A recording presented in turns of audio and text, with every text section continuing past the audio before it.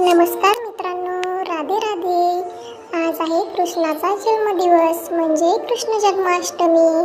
त्यानिमित्त सर्वांना जन्माष्टमीच्या खूप खूप शुभेच्छा. आज जन्माष्टमी निमित्त मी बनलो आहे छोटू कृष्ण.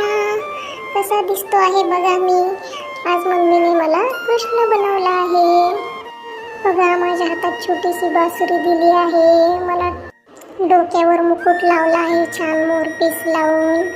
आणि मी कसा फिरतो आहे बघा, इकडून तिकडे आमच्या क्वार्टर समोर.